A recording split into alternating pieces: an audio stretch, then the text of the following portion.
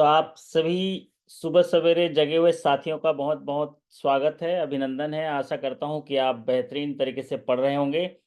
और जिस तरह प्रातः काल एक नया सवेरा देता है, साथ ही साथ नया एक आसरा देता है और एक उत्साह देता है, ठीक उसी तरह आप उत्साह के साथ अपने जीवन की शुरुआत कर रहे होंगे। हर दिन जो है एक नया जीवन मिलता है, एक नया समय मिलता है कि हम अपने जो पुरानी कमी है उसको पूरा करने के लिए, अपनी ऊर्जा और उत्साह लगाने के लिए हमारे पास एक समय होता है। नए मन के साथ, नए विश्राम के बाद जो ऊर्जा मिलती है उसको इकट्ठा करने की ज़रूरत होती है। और ख़ास करके बैंकर्स के पास तो ये वाली क्वालिटी ज़रूर आपको जागृत करनी चाहिए कि जो कल हुआ, जितनी सारी चीज़ें हुई हैं कल, अगर उसको आप इरेज़ कर पाएँ, जो नेगेटिव चीज़ों को इरेज़ कर पाएँ, तो आप जो है बेहतर बन पाएँगे और अपने लिए अच्छा कर पाएँगे। क्योंकि बहुत सारी चीज़ें ऐसी होती हैं जो हम लेके आते हैं घर, अपने मन मस्तिष्क में रहते हैं और वो चीज़ें हमारे पॉज़िटिव एनर्जी को ख़त्म करती हैं। अगर हम उन उलझनों में उलझे रहें तो फिर सुलझना तो नामुमकिन है, आगे एक कदम बढ़ाना भी बहुत कठिन हो जाता है, क्योंकि उस नेगेटिव एनर्जी की वजह से हम पॉज़िटिव चीज़ों को करने के लिए सामर्थ्य नहीं जुटा पाते हैं, हमारी एनर्जी वहीं पर ही उलझी रहती है। तो वाह! बहुत-बहुत आप सभी का अभिनंदन है, बहुत सारे साथी जुड़े हैं और सुबह वैसे तो नॉर्मली शायद देर रात तक आप लोग जगते होंगे और सुबह इतने बजे बैंक जाने की भी तैयारी होती होगी। सदन कुमार शर्मा जी, मेरी आवाज़ पहुँच रही है? कुछ साथी बोल रहे हैं मेरी आवाज़ आप तक नहीं पहुँच रही है। Good morning sir. गुड बहुत मॉर्निंग सुंदर सर। आवाज़ आ रही है सर।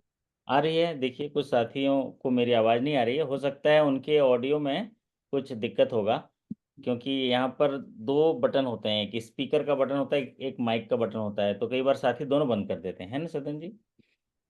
जी सर, मैं तो मोबाइल पर ही देख रहा हूँ सर। हाँ, आवाज़ आ रही है सर। आ रही है ना? बढ़िया आ रही है ना? देखिए, जी, अ, जी सर। आप जल्दी उठ जाते हैं? हाँ, बच्चों का स्कूल ले जाना होता है तो उठ जाते हैं सर। चलो बहुत बढ़िया। तो आज की चाय आपकी तरफ से है ना? चाय सर ये चाय की ये तैयारी करिए, हमारे देखो आप कितना 20-25 साथी हैं, तो इतने के लिए तो चाय पिला सकते हैं आप, है ना? बिल्कुल सर, स्वागत है सर, वेलकम। ये तो सर धन है कि आपके साथ सेवा करने का मौका मिले सर आपको। क्या बात! आप इतनी सेवा करते हैं सर, उसका कुछ भी हमें भी मिले, है ना? हुँ, कभी भी सर मौका दें, अवसर दें, ताकि बहुत बढ़िया। जी, कितना जी बढ़िया सर। एक तो गाना चल रहा था, है ना? संगीत जो है आप लोग के सेशन के पहले मैं थोड़ा चलाता हूँ, मैं भी सुनता हूँ, क्योंकि हमको री एनर्जाइज़ होना पड़ता है, रिक्रिएट करना पड़ता है खुद को, और इसकी ज़िम्मेदारी खुद की होती है कि आप किसी भी परिस्थिति में तैयार होने के लिए आपको अपने आप को रिक्रिएट करना होता है, उस रोल में लाने के लिए, उसके लिए पॉज़िटिव एनर्जी जो है आपको लाना होता है।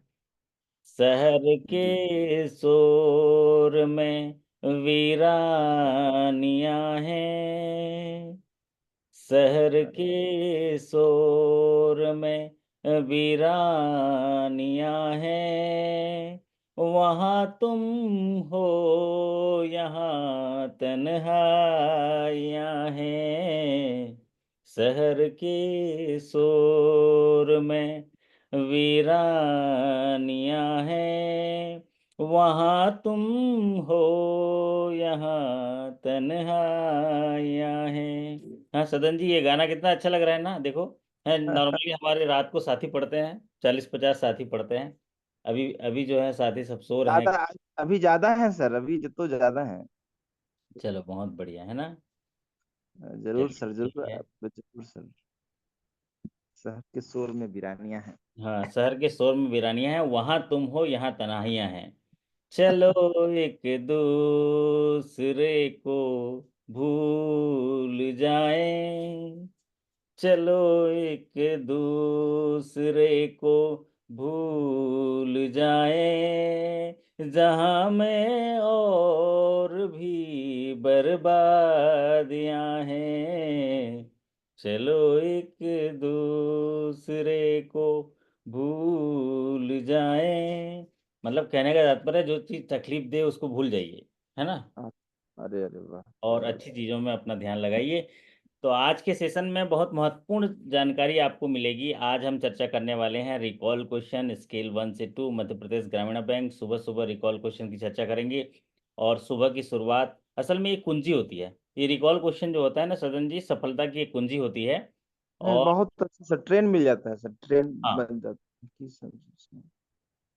सर एक थोड़ा सा रिक्वेस्ट करेंगे हम्म। कि जो क्लरिकल से वन में जो था सर, तो फर्स्ट वाला तो सर रिकॉल क्वेश्चन आप जो लिए थे वो हाँ, लोड हो गया था, और मैं उसको देख भी लिया हूँ सर। 20 क्वेश्चन था, समथिंग 20 या 25 क्वेश्चन था।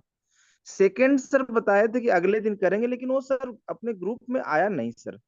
चलो आपको मैं भेज दूंगा। आया था, आप ग्रुप पे स्क्रॉल करके देखना, आया था नहीं? आप आया है, डाला हूँ मैं, मुझे याद है मैं ही डाला हूँ। नहीं होगा तो अच्छा फिर से अच्छा डाल सर, दूंगा, है ना? और डाल देंगे सर, मैं नहीं आपको देख उस पाया, रिकॉल सेकंड वाला क्वेश्चन सर। में भी डाल दूंगा।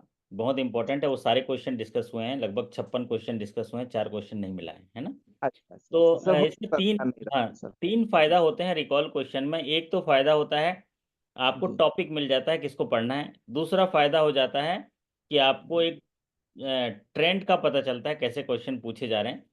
और जी जी तीसरा जो होता है आपका आपका आत्मविश्वास बढ़ जाता है कि देखिए अभी अभी एग्जामिनेशन हुआ मेरे साथियों का, एमपी मध्य प्रदेश ग्रामीण बैंक का।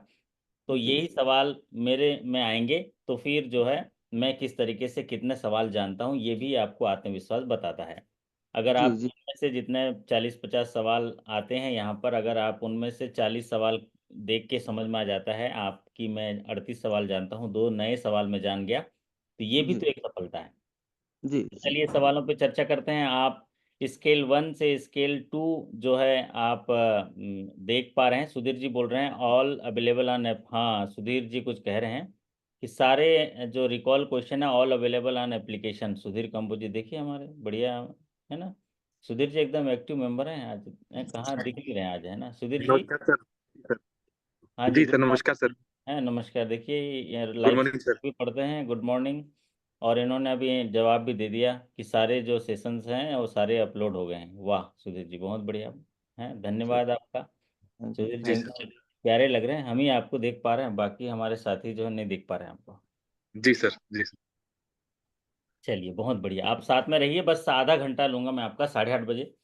और तरोताजगी के साथ हम लोग ये आधे घंटे में इतना महत्वपूर्ण सवाल जान जाएंगे कि आप वो टॉपिक पढ़ने की भी जरूरत नहीं है अगर आप हमारे साथ ध्यानपूर्वक सुनते हैं रहते हैं तो। पहला सवाल आपकी स्क्रीन पर इस तरीके से है।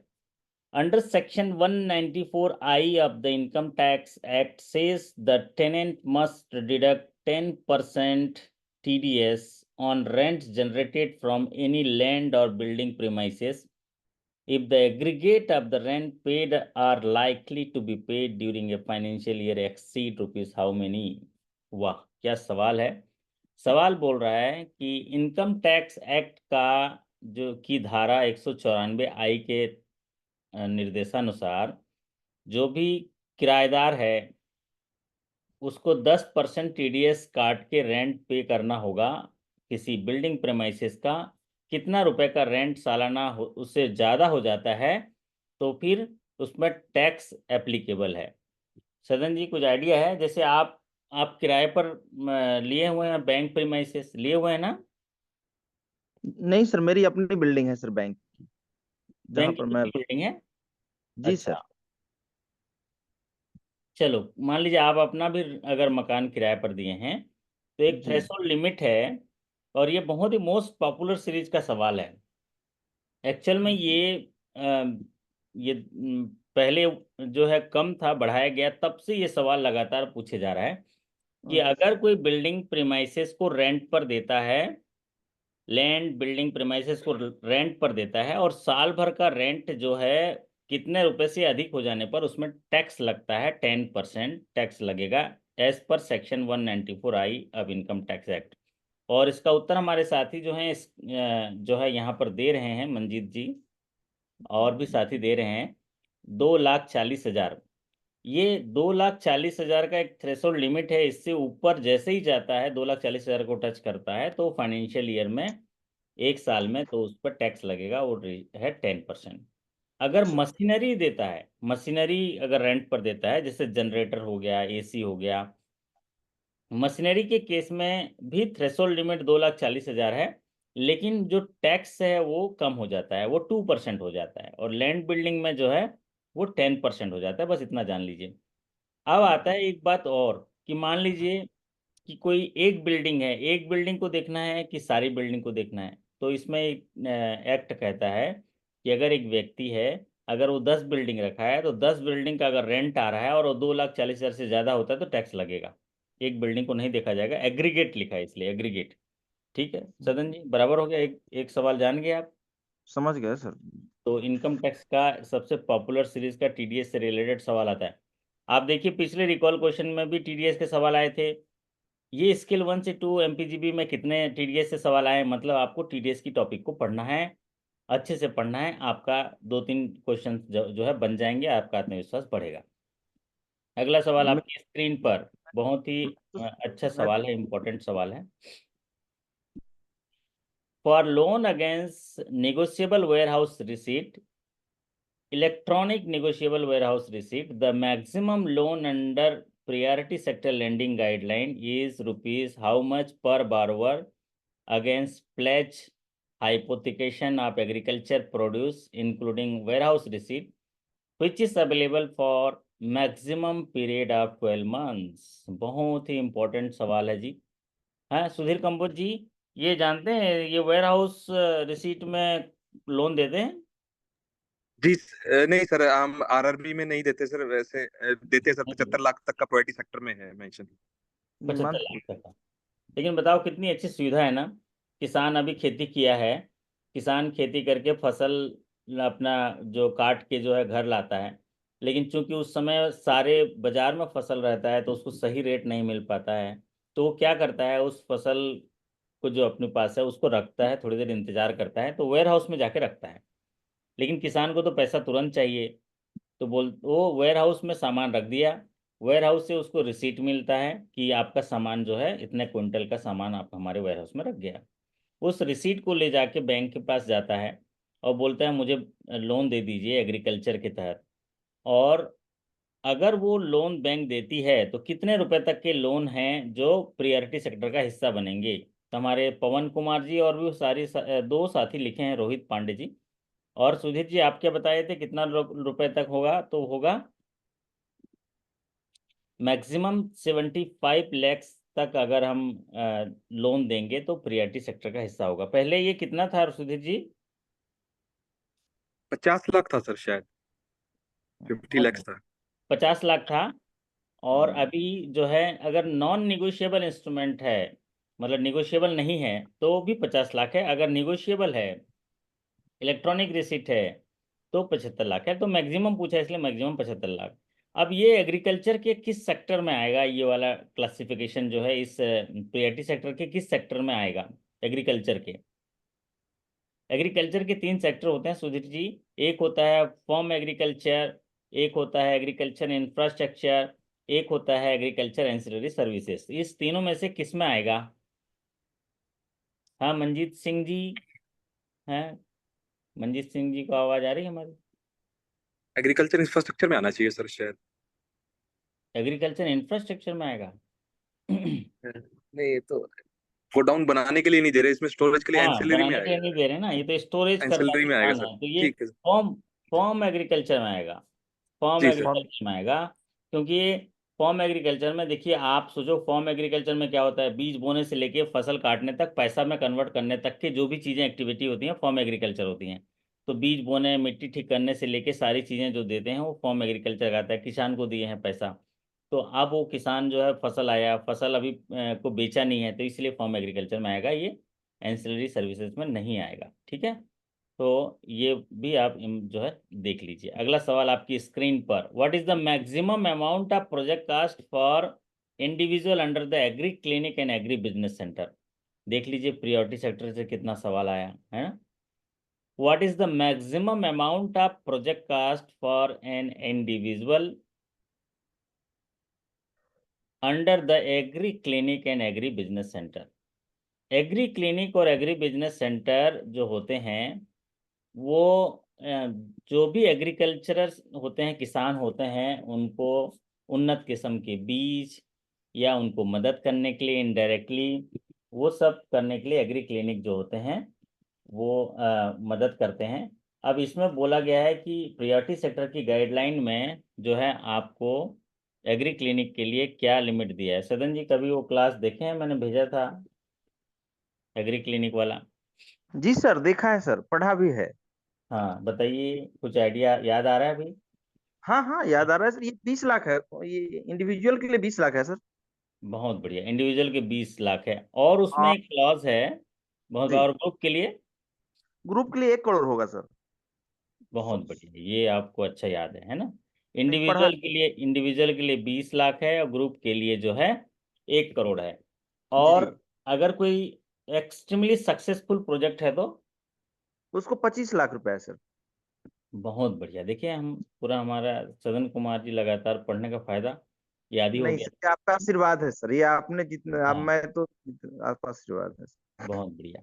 तो यहाँ पर एग्री क्लिनिक और एग्री बिजनेस सेंटर से जुड़ा हुआ एक सवाल जरूर आता है, क्योंकि ये एक ऐसा सर्विसेज है जहाँ से किसानों को उन्नत किस्म की बीजें और उनको टेक्निकल हेल्प मिलता है ताकि वो अपनी उत्पादन बढ़ा पाएं और अपनी सस्टेनेबिलिटी को और बढ़िया बेहतर बना सकें।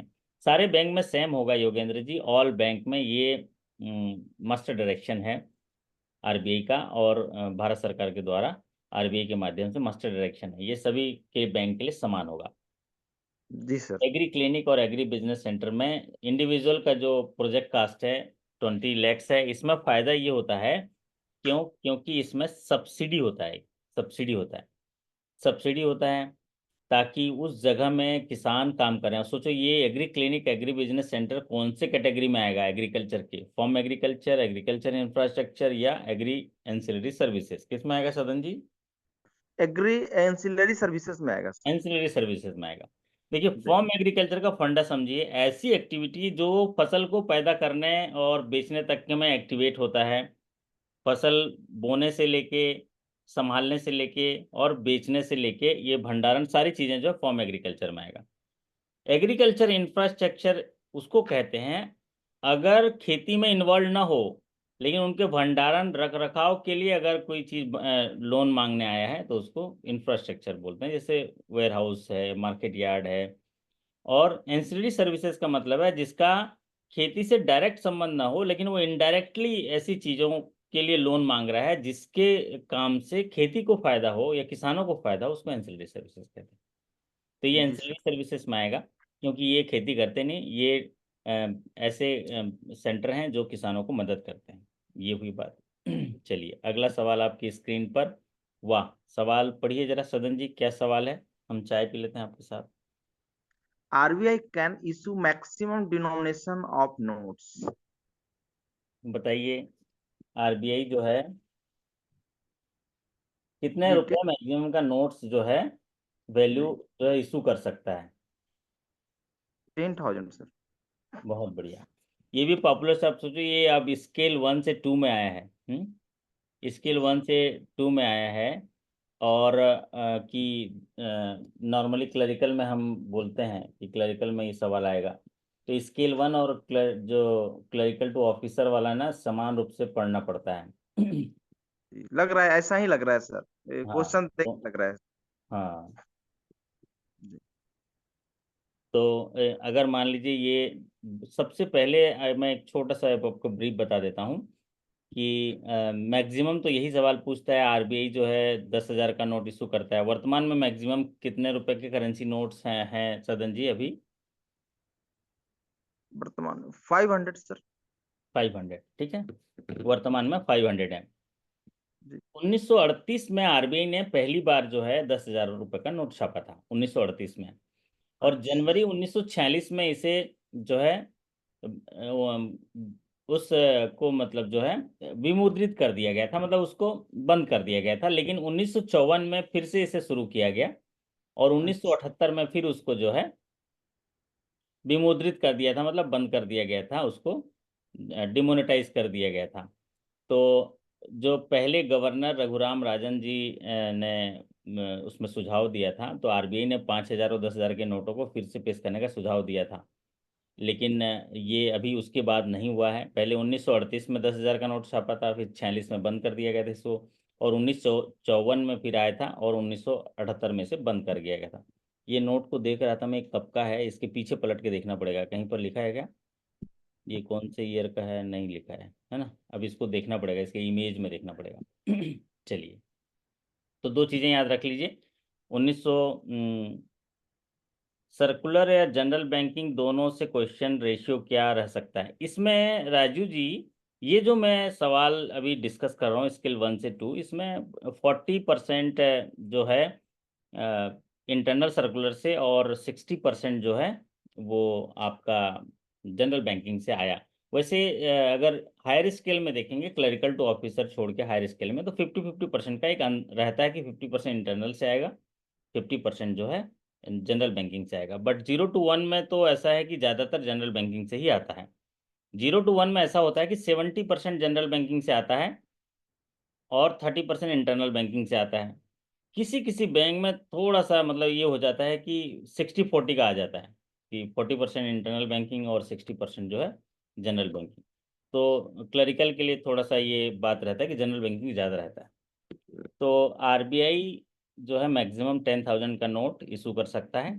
अगला सवाल आपकी स्क्रीन पर है, बहुत ही पॉपुलर सीरीज का, और जो बोलते हैं तात्कालिक सवाल है एकदम, कि अगर किसी अकाउंट में पैन कार्ड नहीं दिया है ग्राहक ने और उसमें कोई इंटरेस्ट इनकम होता है, तो इंटरेस्ट इनकम पर टीडीएस का रेट क्या होगा, जिस पर बैंक की जवाबदारी है कि कार्ड के गवर्नमेंट को जमा करना और उसको ई टीडीएस सरल में लिंक करना, उसके चालान को, और उसके स्टेटमेंट में वो दिखाना। ये बैंक की जवाबदारी होती है कि अगर किसी ग्राहक का पैन कार्ड अवेलेबल नहीं है या इनऑपरेटिव पैन है तो टीडीएस रेट क्या होगा। सभी साथी जो है एक बहुमत के साथ बता रहे हैं कि 20% टैक्स कटेगा। क्या जवाबदारी बनती है सदन जी अगर ऐसा कोई ग्राहक है आपके पास, तो इसमें जी एक महत्वपूर्ण जवाबदारी ये होती है कि एज ए बैंकर होने के नाते ग्राहक को सब चीज समझा दिया जाए उसी समय जब खाता खोलने आता है। खाता खोलने आता है तो वो डिपॉजिट करने के लिए आता है, डिपॉजिट है, उसने बहुमूल्य मेहनत से कमाई है, तो उसको सारी चीज़ें आपको बतानी होती है कि आपका इतना रुपए का जो अमाउंट है आप जमा कर रहे हैं, तो इसमें टैक्स अट्रैक्ट हो सकता है, टीडीएस अट्रैक्ट हो सकता है। तो आप पैन कार्ड अपडेट कर लीजिए, पैन कार्ड के साथ आधार कार्ड लिंक कर दीजिए, ताकि आपको टैक्स लाइबिलिटी का भार ना पड़े। फिर उसके बाद उसको बता दीजिए इतना परसेंट टैक्स कटेगा, अगर आपका इंटरेस्ट 40,000 से ज़्यादा होता है तो 10% का आपको टीडीएस कटेगा। अगर आप टीडीएस नहीं काटना चाहते हैं तो 15H 15G जो एलिजिबिलिटी के आधार पर जमा कीजिए। और फिर उसके बाद जो है आपको हम उसका आपका टीडीएस का जो रिटर्न है उसकी कॉपी देंगे, 26 की स्टेटमेंट में दिखेगा।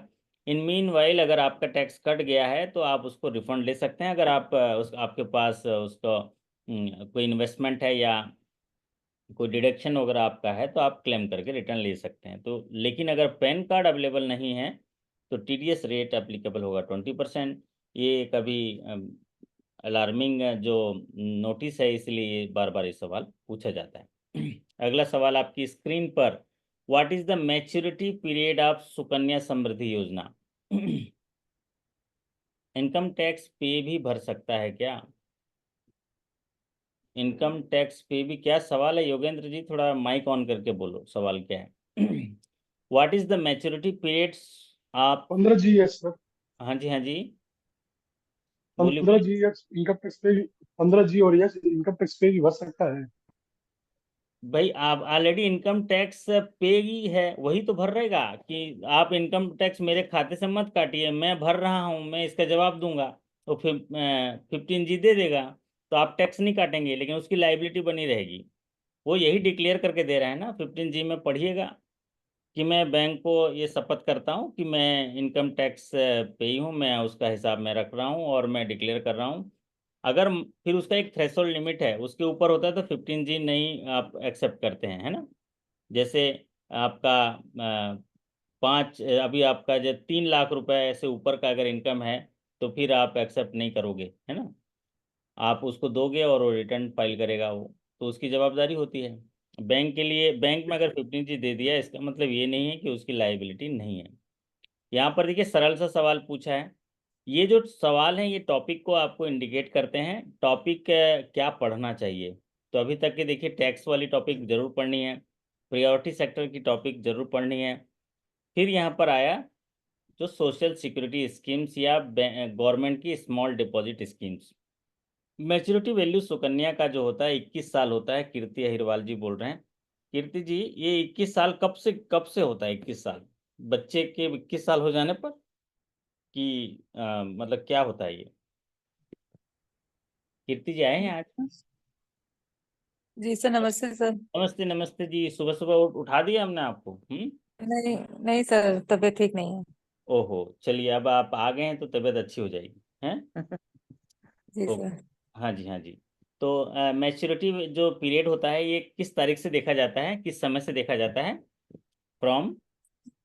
सर जब से उसने लाभ लिया हो उसके 21 ईयर्स सर। हाँ, तो इसको मैं क्लियरिटी कर दे रहा हूँ कि अकाउंट ओपनिंग तारीख से 21 साल का मैच्योरिटी होता है, ठीक है। और जी इसमें सर। जमा कितने साल के लिए करना होता है? जमा कितने साल जमा करना होता है? 10 साल सर। 10 साल नहीं, जमा करते हैं? नहीं नहीं, सर, 10 साल तो 15 साल सर।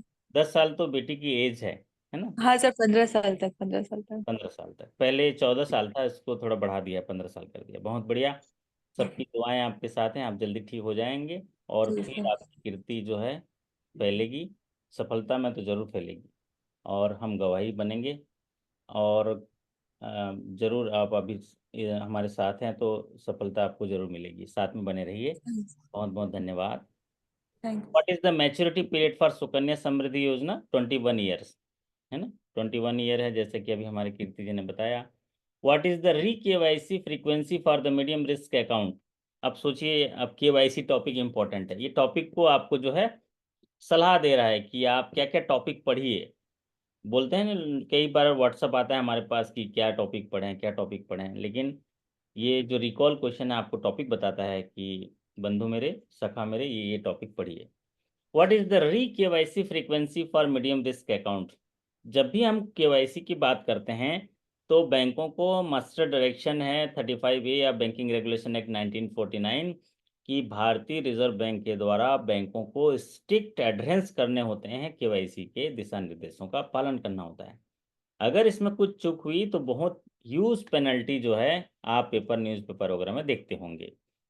केवाईसी चूंकि PMLA act, prevention of money laundering act, और जो टेररिस्ट एक्टिविटी को रोकने के लिए, काला धन, बेनामी संपत्ति को रोकने के लिए फाइनेंशियल इंस्टीट्यूशंस का पहला मोस्ट इम्पॉर्टेंट कंप्लायंस है केवाईसी। क्योंकि जब भी कोई ग्राहक बैंक से संबंध बनाता है वो केवाईसी सबमिट करता है। क्यों? क्योंकि जब भी वो ग्राहक और बैंकर के बीच संबंध होता है तो 4 घटक उसके पास आते हैं। एक तो होता है कस्टमर एक्सेप्टेंस पॉलिसी, दूसरा होता है कस्टमर आइडेंटिफिकेशन, तीसरा होता है आपका रिस्क क्लासिफिकेशन और चौथा होता है मॉनिटरिंग ऑफ ट्रांजैक्शन। बैंक की जवाबदारी सिर्फ खाता खोलना नहीं है, ये चारों चीज़ों को पालन करना है, जो बहुत ही मतलब कंप्लायंस के लिए स्टिक्स है। क्योंकि आज इकोनॉमी के साथ प्रहार करने के लिए अलग अलग 5 देशों से, ज़्यादातर अभी ऐसा देखा गया कि 5 देशों से अटैक होते हैं।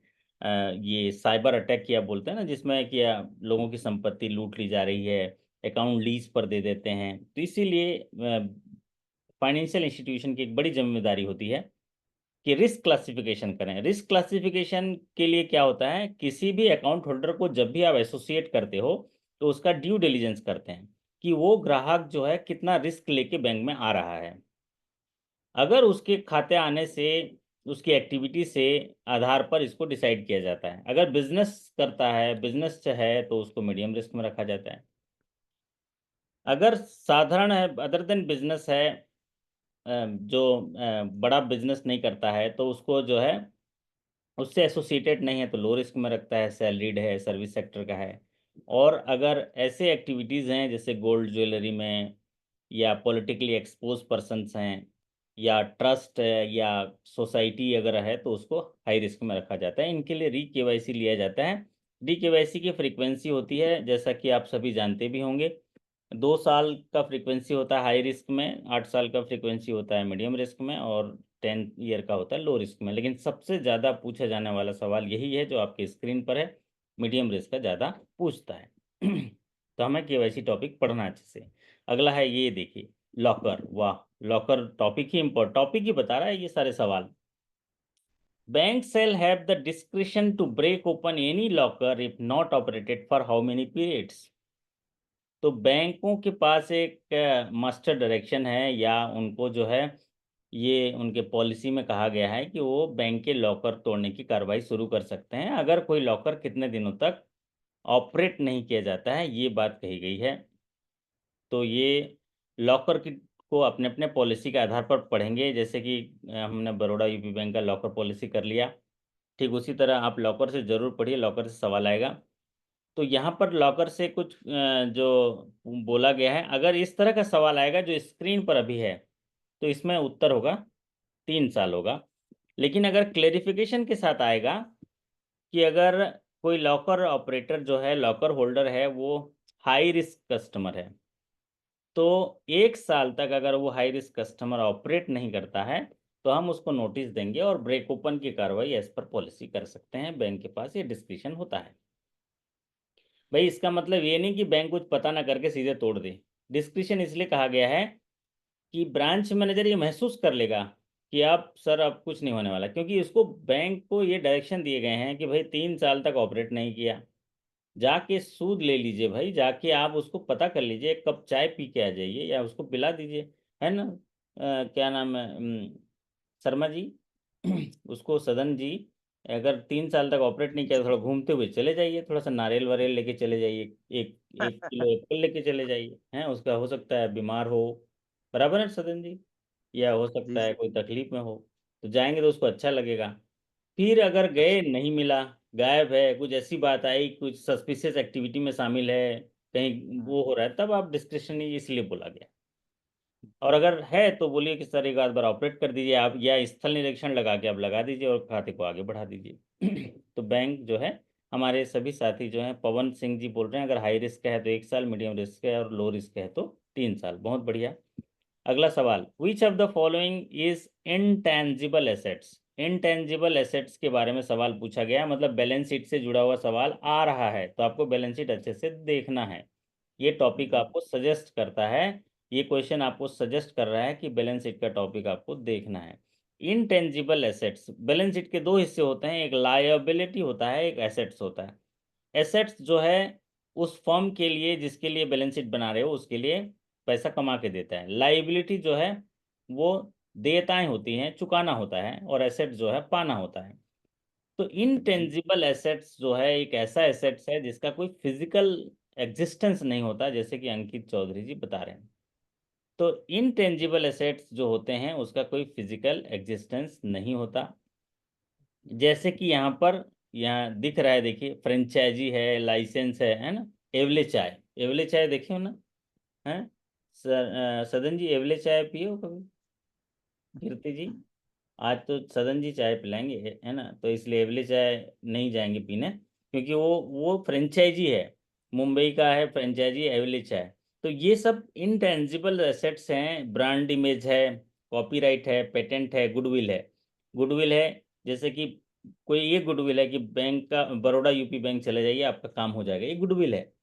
इसका बैलेंस शीट में जो है कोई फिजिकल एग्जिस्टेंस नहीं है, लेकिन ये कमा के आपको दे रहा है, आपके लिए बिजनेस ला के दे रहा है, तो इसीलिए ये इंटेंजिबल एसेट्स है। तो अगर मान लीजिए कहीं पर भी आप कोई ये इससे फायदा हो रहा है, इससे एसेट से, तो वो इंटेंजिबल एसेट्स कहते हैं। What is the frequency of internal audit for high risk rating branches. अब देखो ये भी एक टॉपिक बताता है कि इंटरनल ऑडिट पॉलिसी को अच्छे से पढ़ना चाहिए, क्योंकि इंटरनल ऑडिट पॉलिसी एक ऐसा फ्रेमवर्क है जो बैंक के सबसे ज़्यादा रिस्क को मिटिगेट करता है। बैंक मैनेजर द्वारा की गई कार्रवाई को जो है वो आकलन करता है और उसमें त्रुटियों को अपने मैनेजमेंट को बताता है। तो इसीलिए इंटरनल ऑडिट पॉलिसी को बहुत अच्छे से पढ़ना चाहिए। इंटरनल ऑडिट पॉलिसी में रिस्क कैटेगराइजेशन किया जाता है। उस बैंक ब्रांचेस के लिए हमारे इंटरनल ऑडिटर आते हैं, जांच करते हैं सारे पैरामीटर को, बिजनेस और कंट्रोल दोनों रिस्क को देखते हैं, और दोनों रिस्क के आधार पर उनको नंबर देते हैं, नंबर के आधार पर रिस्क कैटेगरी होता है, low risk, medium risk, high risk. फिर अगर रिस्क कैटेगरी के आधार पर उनका जो है विजिट किया जाता है, अलग अलग बैंक का अलग अलग होगा। हाई रिस्क के लिए 6 मंथ के अंदर जो है आपको फ्रीक्वेंसी होती है, दोबारा ऑडिटर आ जाएंगे। अगर मीडियम रिस्क है तो 12 मंथ, लो रिस्क है तो 12 से 15 मंथ, इस तरह का है। अलग अलग बैंक में अलग अलग हो सकता है। What is the initial fees for suit filing in DRT court? जब DRT में जाते हैं तो उसमें इनिशियल फीस पूछा गया, इनिशियल फीस कितना होगा। तो DRT एक ऐसा कोर्ट है जो स्पेसिफिकली जो है बैंक के, नो फीस कीर्ति जी, नहीं नहीं नहीं, वो तो अच्छा, लोक अदालत में कोई फीस नहीं है, DRT में तो फीस लगेगा, लगेगा लगेगा लगेगा, फी लगेगा। लगेगा लगेगा।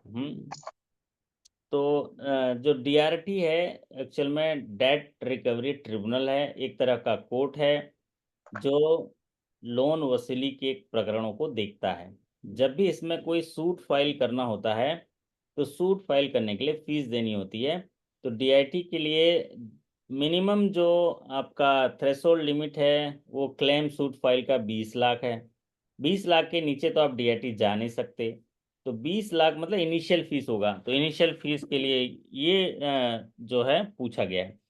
तो एक्चुअल में 10 लाख रुपए तक की जो फीस है वो है 12,000 है, और उसके ऊपर प्रति लाख 1,000 है, तो इसीलिए इनिशियल फीस 22,000 है। इनिशियल फीस जो है 22,000 है।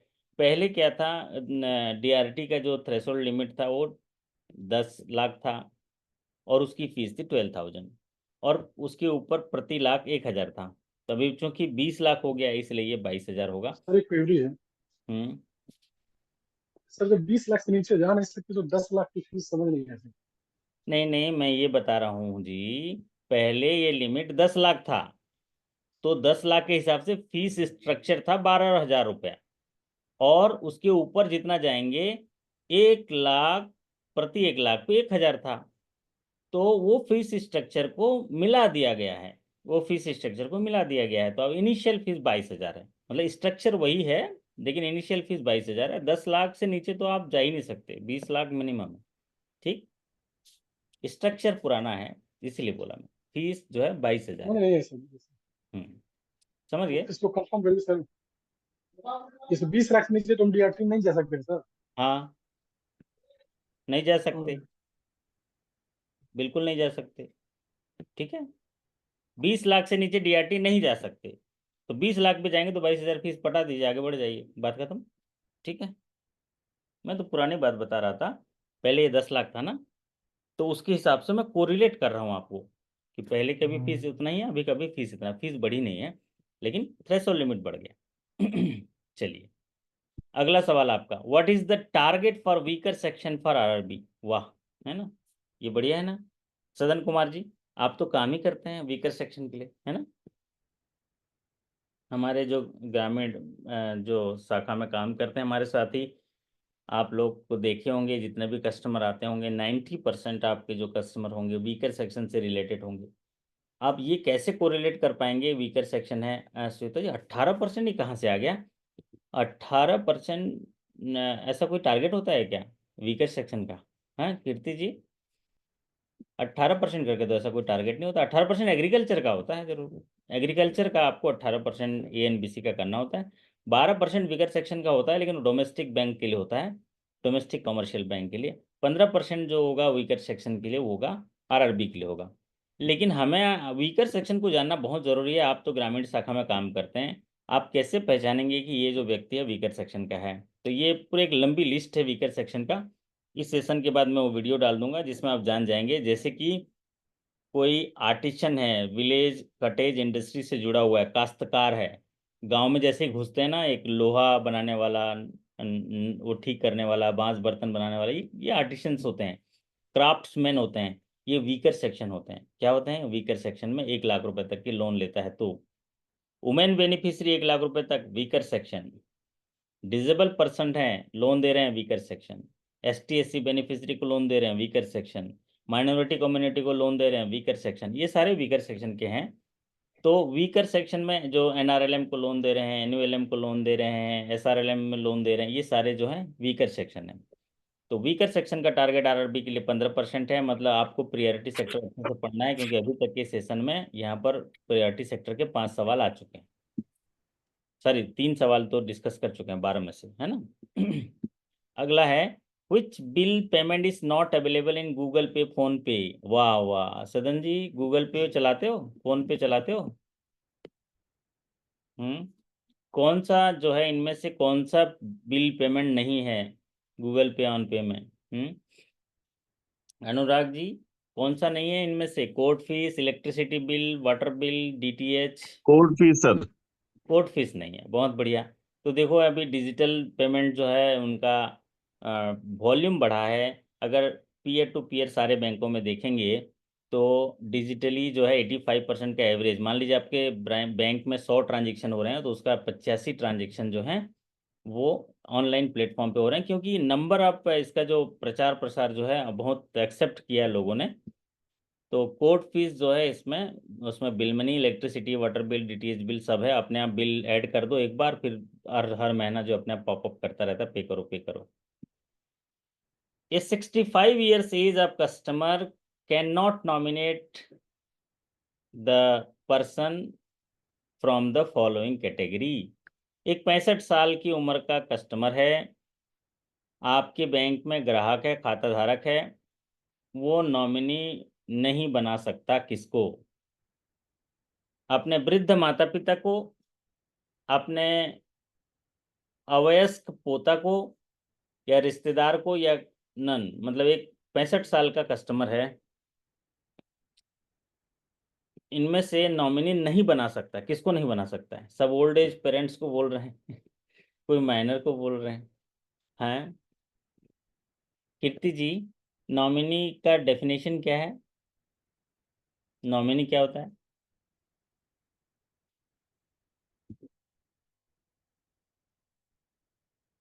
नॉमिनी क्या होता है?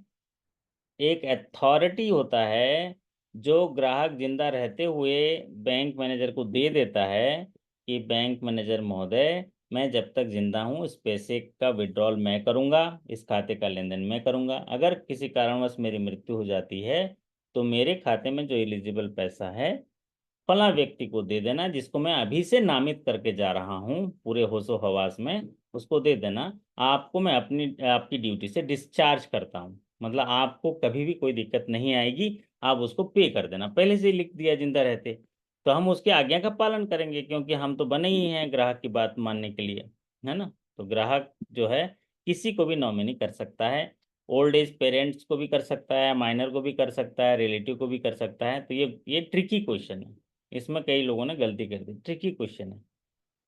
तो इसमें जो है इनमें से सबको बना सकते हैं अगला सवाल आपकी स्क्रीन पर, which of the following is classified as liability? निम्नलिखित में से कौन सा कैटेगरी, कौन सा जो आइटम्स है वो लायबिलिटी में आता है? Investment, advances, deposit, cash. Cash in hand जो है क्या है? कैश इन हैंड जो है एसेट्स है। इन्वेस्टमेंट क्या है? एसेट्स है।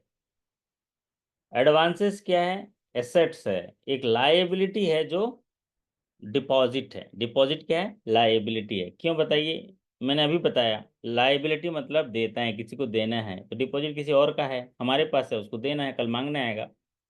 एडवांसेस हमारा पैसा है किसी और के पास, हम मांगेंगे वो कल देगा, है ना? तो इसीलिए वो एसेट्स है। तो यहाँ पर डिपॉजिट जो है लायबिलिटी है। अगला सवाल है, what is the garnishee order? Garnishee order क्या है? गार्नेसी ऑर्डर के लिए पूछा गया है कि गार्नेसी ऑर्डर क्या है। तो गार्नेसी ऑर्डर का हमारे साथियों ने बताया, डेफिनेशन आया था कि गार्नेसी ऑर्डर क्या होता है। जब भी कोई दो व्यक्तियों के बीच लेन देन हुआ रहता है, फाइनेंशियल लेन देन, और वो अपने फाइनेंशियल लेन देन को सेटल नहीं करते हैं, तो ऐसे केसेस में जो देनदार है वो मना कर देता है लेनदार को, तब लेनदार जो है कोर्ट में जाता है और कोर्ट से गुहार करता है, अपने न्याय की मांगता है, सर न्याय के न्यायालय की शरण में जाता है और वसूली के लिए सहयोग मांगता है। तो ऐसे केसेस में एक गार्नेसी ऑर्डर इशू करता है कोर्ट, कॉम्पिटेंट कोर्ट, और बैंक को डायरेक्ट करता है कि उस जो देनदार है उसके खाते में जो भी पैसा है उसको जो है होल्ड कर दिया जाए और वापस कोर्ट को दिया जाए। ये ऑर्डर जो है गार्नेसी ऑर्डर होता है। तो garnishee order is an order passed by an executing court directing और ordering a garnishee not to pay money to judgment debtor since the latter is in debt to the garnishee। देखिए यहाँ पर bank जो है गार्नेसी होता है। Bank और ग्राहक का संबंध होता है जब भी जमा के केस में बैंक जो है वो डेटर होता है, कस्टमर जो है क्रेडिटर होता है, क्योंकि कस्टमर का पैसा है वो कभी भी आएगा, देना पड़ेगा। लेकिन जब कोर्ट से कोई ऑर्डर आ जाता है गार्नेसी ऑर्डर, तब वो जो क्रेडिटर था अब वो जजमेंट डेटर हो जाता है। अब वो क्रेडिटर नहीं रहा तो हम उसको पैसा नहीं देंगे, पैसा अब हम न्यायालय को देंगे। Which of the following is not a material alteration in cheque. देखिए चेक कलेक्शन पॉलिसी है, चेक के बारे में है, हर एग्जामिनेशन में सवाल आ रहे हैं ना सदन कुमार जी हैं, तो जी इसीलिए सर। थोड़ा सा आज 5 मिनट विलम्ब हो जाइए तो कोई दिक्कत नहीं, पढ़ते रहिए, कुछ थोड़े और सवाल हैं, 10 एक सवाल और हैं। तो क्या है कि मटेरियल अल्ट्रेशन और चेक कलेक्शन पॉलिसी से जो है इंपॉर्टेंट चीज़ें जो हैं आती हैं, तो इसको अच्छे से पढ़ना है। मटेरियल अल्ट्रेशन को तो बार बार ये सवाल आया था, 0 to 1 में भी आया था। मटेरियल अल्ट्रेशन का मतलब ये होता है कि अगर डेट में चेंज कर दिया तो मटेरियल अल्ट्रेशन, अमाउंट में चेंज कर दिया मटेरियल अल्ट्रेशन, नाम में चेंज कर दिया मटेरियल अल्ट्रेशन, जी अगर ऑर्डर चेक को बियरर चेक कर दिया, कोई भी कन्वर्जन कर दिया तो मटेरियल अल्ट्रेशन होता है। Material alteration can be verified bye duly signature कर देता है अगर ड्रॉयर, तो वेरीफाई हो जाता है। लेकिन सीटीएस कलेक्शन में मटेरियल अल्ट्रेशन वाले चेक एक्सेप्ट नहीं किए जाते हैं। तो यहाँ पर बोल रहा है मटेरियल अल्ट्रेशन क्या नहीं है। तो अगर कोई बियरर चेक है, अगर उसको ऑर्डर चेक कर देता है तो मटेरियल अल्ट्रेशन नहीं है। नहीं अगला सवाल आपकी स्क्रीन पर, आरटीआई का रिप्लाई कितने दिन में देना चाहिए? सदन कुमार जी, आरटीआई का रिप्लाई कितने दिन में देना चाहिए? 30 डेज सर। और अगर कोई लाइफ एंड लिबर्टी से जुड़ा हुआ तो, जीवन मरण से जुड़ा हुआ है एकदम, कोई किसी की जान चली जा रही है इस टाइप का होगा तो, या उसकी मूलभूत आज़ादी से कुछ होगा तो 48 घंटे सर। 48। वाह पवन कुमार जी, आगे आगे आगे पवन कुमार जी हैं, देख रहे हो अभी हमारे पवन कुमार हाँ जी देख रहे अभी। हाँ तो मैं ये कह रहा था कि 48 घंटे में उसको देना है, अगर लाइफ एंड लिबर्टी से संबंधित हैं तो 48 घंटे में देना है, अदरवाइज जो है उनको कितने समय में देना है? 30 डेज में देना है। तो आरटीआई जो है, आरटीआई का रिप्लाई जो है आपको देना है 30 डेज में देना है। और राइट टू इंफॉर्मेशन के तहत जो जानकारी है वो अगर नहीं दिए टाइमली तो एक 250 रुपया प्रतिदिन के हिसाब से पेनल्टी है, मैक्सिमम 25,000। अगला सवाल आपकी स्क्रीन पर, which is mix farming. Mix farming के बारे में पूछा है, ये भी पॉपुलर सीरीज का सवाल है। जब कोई किसान जो है खेती करने के साथ साथ एलाइड एक्टिविटी करने लग जाए तो उसे मिक्स फार्मिंग कहते हैं। हाँ सदन जी, आप रूरल ब्रांच में काम करते हैं कि शहरी ब्रांच में काम करते हैं? ब्रांच में है सर अभी। रूरल कि शहरी? शहर शहरी ब्रांच में है सर, अर्बन में। अरे वाह वाह, तो गाना आपके लिए अच्छा था, है ना? शहर की वीरान, शहर के शोर में वीरानियां हैं, शहर के शोर में वीरानियां हैं, वहाँ तुम हो यहाँ तन्हाइयां हैं। मतलब ये जो सब आपको खोज रहे होंगे, ये जो है ना किसान और बकरी खोज रहे होंगे, है ना सदन जी? मिक्स फार्मिंग का मतलब ये है कि अगर कोई किसान है उसको खेती के अलावा अलावा अगर कोई एलाइड एक्टिविटी दे दिया जाए तो उसे मिक्स फार्मिंग कहते हैं। मतलब ऐसे सवाल पूछे जाने का उद्देश्य समझिए कि ये आपको प्रेरित कर रहा है कि भाई एक किसान जिसको खेती करने के लिए केसीसी दी है उसको एलाइड एक्टिविटी के लिए भी लोन देते चलिए महाराज, यही कहना है। बराबर है सदन जी? चाय बन गई है जी आपकी? बन रही चलिए है हाँ, सर। बहुत बढ़िया। तो जब मैं चाय चाय की बात करता हूँ ना तो यहाँ घर पे ना आपकी मैडम चाय बनाने लग जाती है। देखो चाय आने ही वाला होगा मेरे पास है, वो सोच, मैं तो सदन जी को बोल रहा हूँ लेकिन चाय इधर बन रही है।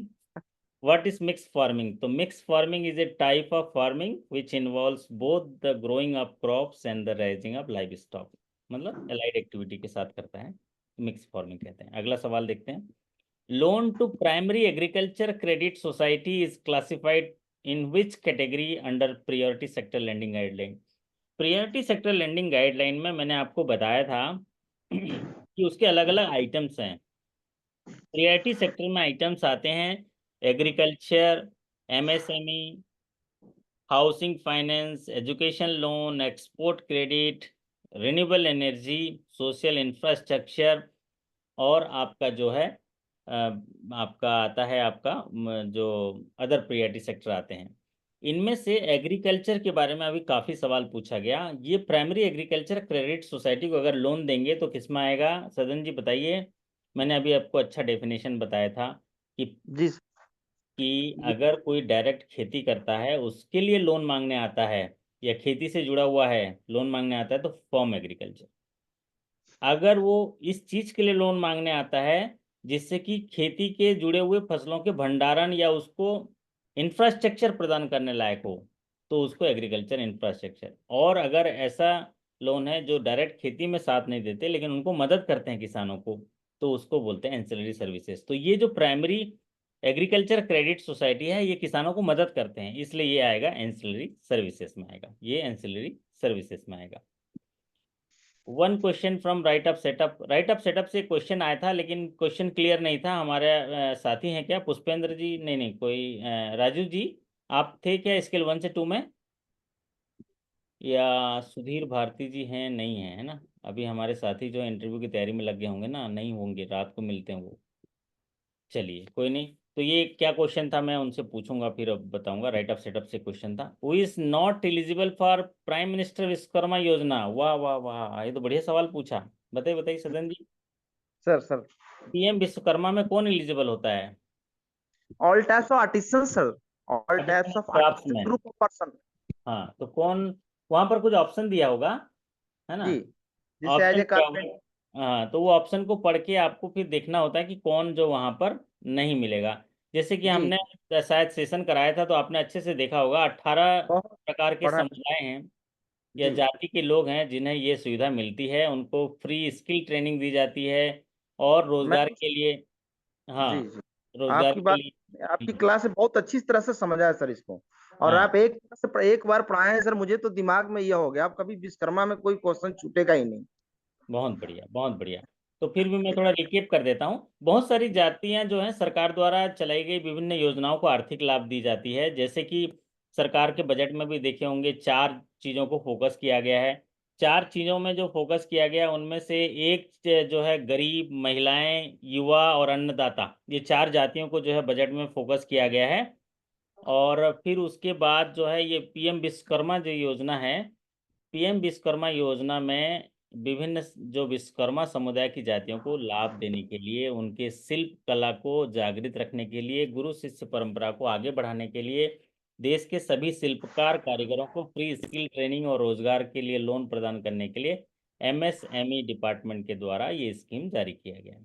जारी इस किया। योजना के तहत अधिकतम 3 लाख रुपए का लोन दिया जाता है। सबसे अच्छी चीज इसमें 5% ब्याज दर पे लोन दिया जाता है। कितनी अच्छी सुविधा है बताइए तो आप। पहले चरण में 1 लाख, दूसरे चरण में 2 लाख का लोन दिया जाता है। और इसमें लोहार, सोनार, मोची, नाई, धोबी, दर्जी, कुम्हार, मूर्तिकार, कारपेंटर, मालाकार, राजमिस्त्री, नाव बनाने वाले, अस्त्र बनाने वाले, ताला बनाने वाले, मछली जाला, हथौड़ा कीट, चटाई, झाड़ू, पारंपरिक गुड़िया, खिलौना, ये सारी चीज़ें जो है दी जाती हैं। तो यहाँ पर कौन शामिल नहीं है ये बोला गया है, तो यहाँ पर है गवर्नमेंट सर्वेंट और उनके परिवार जो है शामिल नहीं होंगे उनकी लोन देने के लिए। हम्म चलिए तो ये जो है आप ध्यान रख लीजिए। दोनों ट्रांच में ये कहा गया है कि जो रीपेमेंट पीरियड अगर पहला वाला लोन रीपे कर देता है तो फिर दूसरा लोन दे सकते हैं।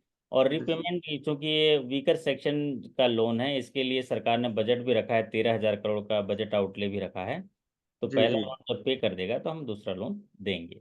देंगे। चलिए अगला सवाल आपकी स्क्रीन पर लेते हैं। What is the maximum cheque collection as per collection policy. Cheque collection policy अभी आपने पढ़ा होगा, मैंने और बैंकों का भी चेक कलेक्शन पॉलिसी दिया है।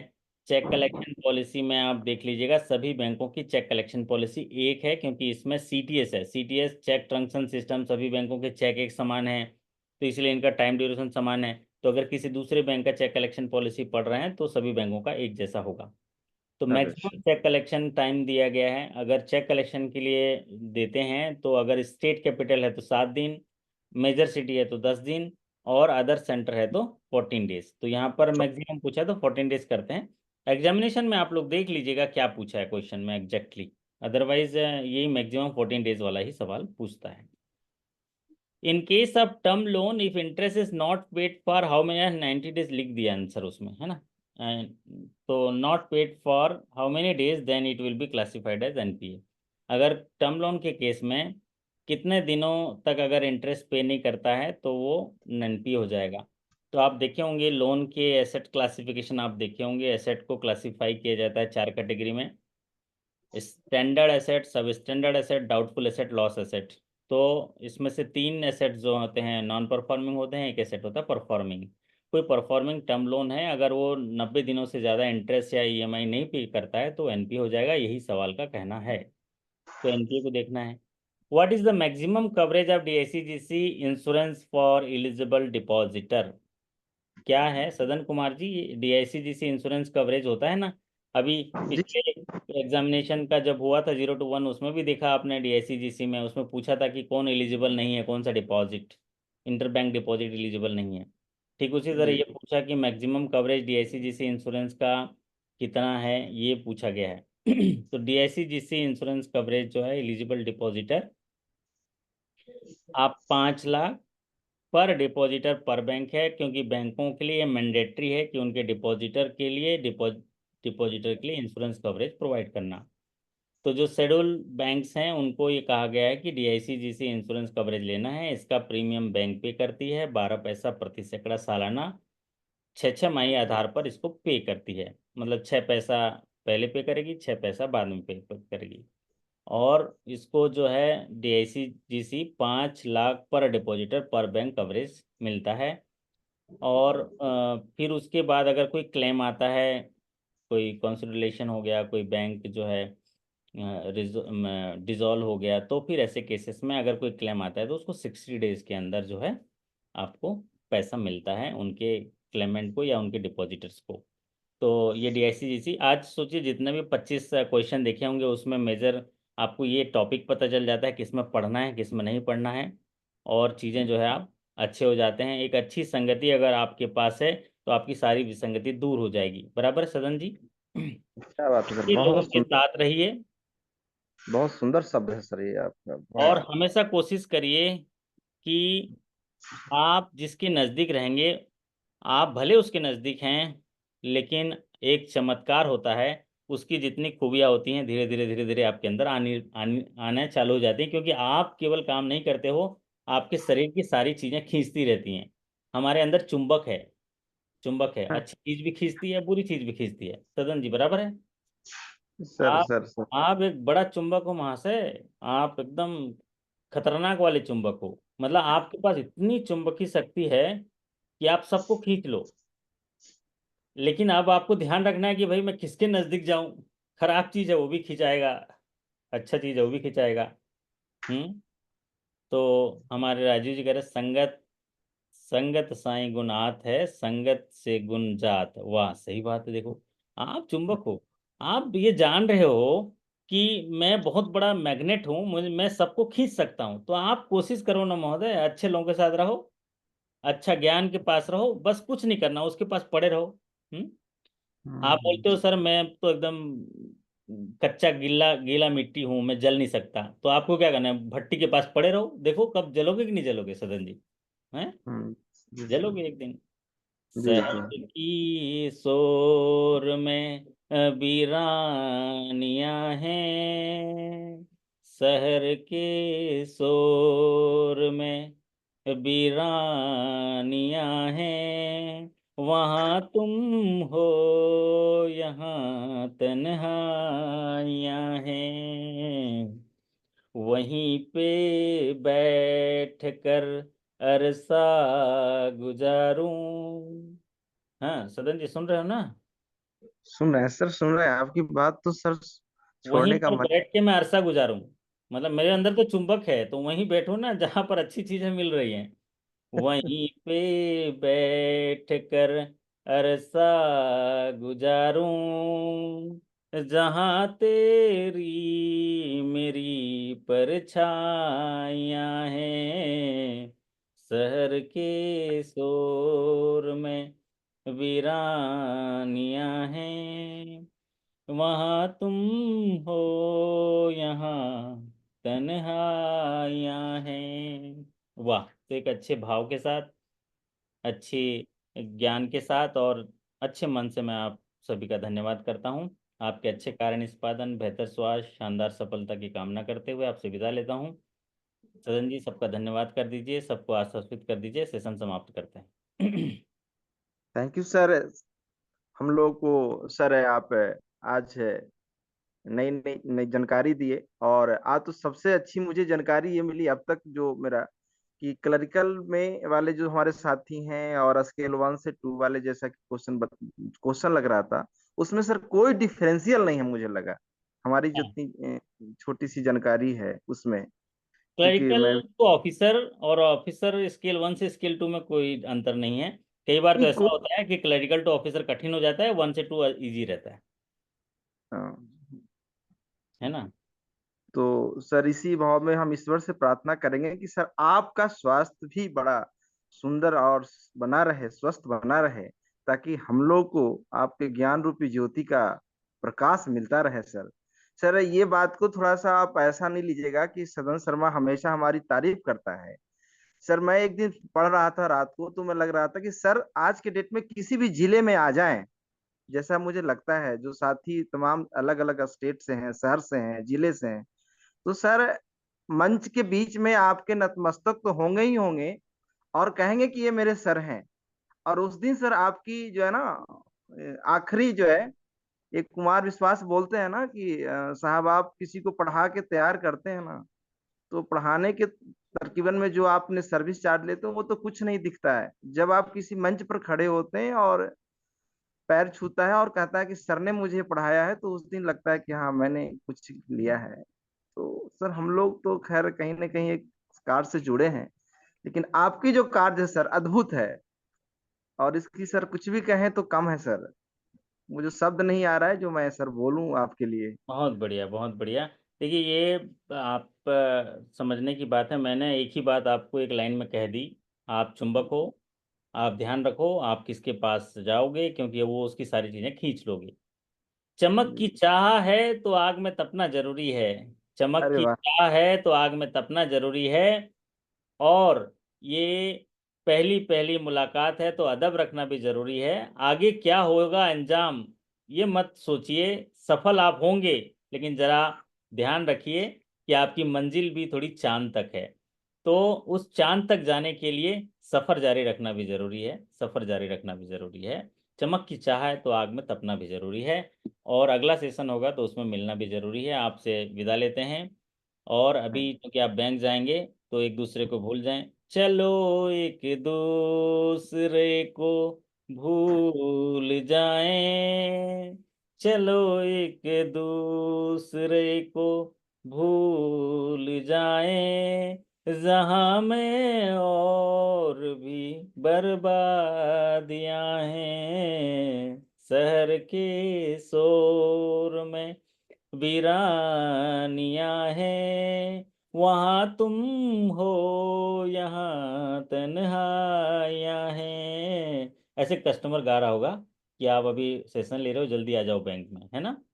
Please upload the video this session. ये वीडियो जल्दी अपलोड हो जाएगा, क्योंकि ये मेरे हैंडल पे चल रहा है। तो मेरे हैंडल पे जो वीडियो होंगे, मैं सेशन होगा तो मेरा इमीडिएट अपलोड हो जाता है।